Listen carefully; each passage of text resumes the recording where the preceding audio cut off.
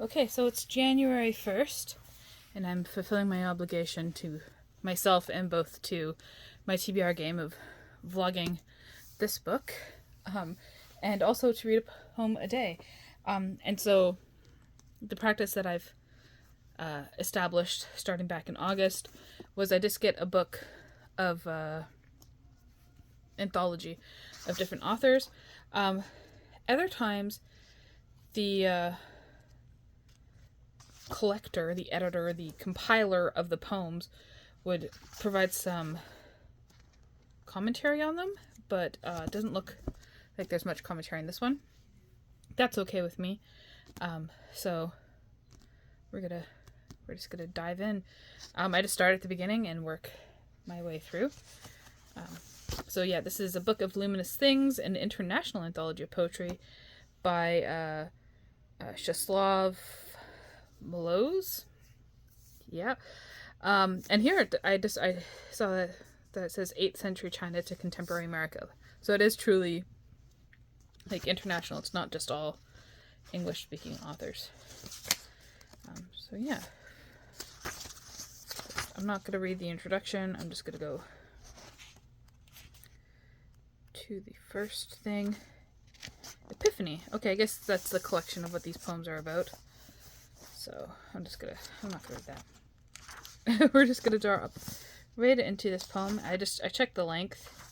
It's only the one page. It does have a little bit of commentary, so I'm going to read that after I read the poem. And it's funny, I just watched Gladiator yesterday, so like Maximus, it's interesting.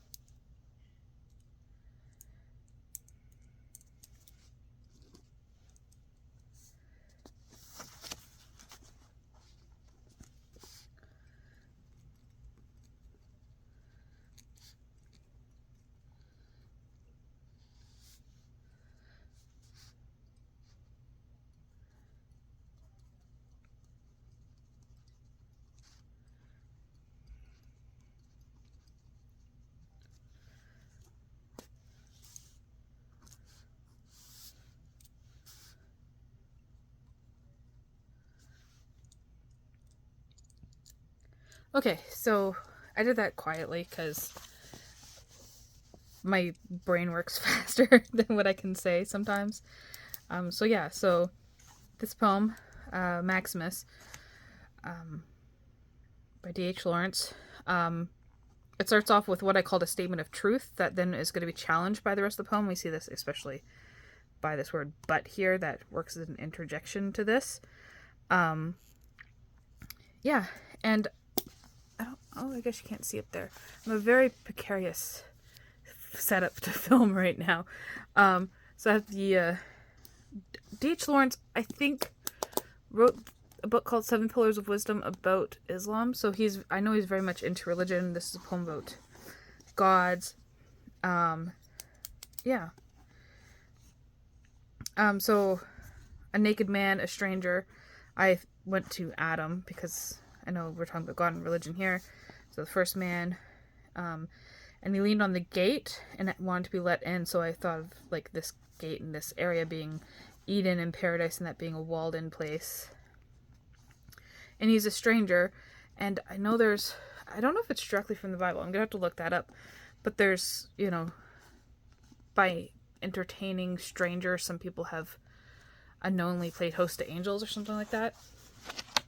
So yeah, this came to me like, come in if you will. So it's like he's still being invited in, but it's still your choice. You can be invited in, but still you need to take responsibility for the first step going in. And he's asking him his name. Yeah. And we get not the Christian God, but the messenger God. And so we get then a repetition of the first verse here with an addition at the end. So this is like the debate. At the beginning of a debate, it's like setting up the proposition and then argument and then the conclusion here. So he still stands by this previous statement, but he still has this guy with him, this god, Hermes. Yeah, and so the poem and the poetry is trying to describe the undescribable. So now I'm going to just read this, and if it has any additional information, it could be here. So I was questioning who Maximus was, and I think it is going to tell us up here.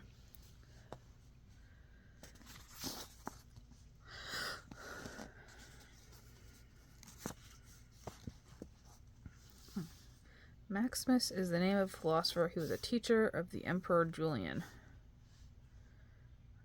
Called the apostate because he tried to restore paganism. Interesting.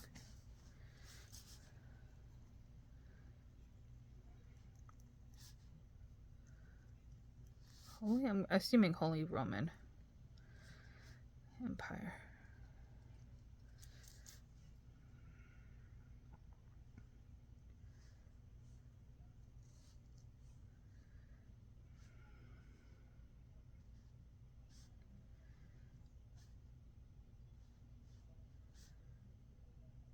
Cool. And then what I have been doing too is just writing the date, so I know when I read the poem. And yeah, that's my poem a day. It doesn't take very long. I've been filming for 11 minutes, and I usually don't talk and explain things when I do it just on my own. So yeah. And tomorrow it looks like it's an even shorter poem. I'll do both of these poems tomorrow. And maybe even this one because they are quite short. Yeah, I look forward to going on this journey with you.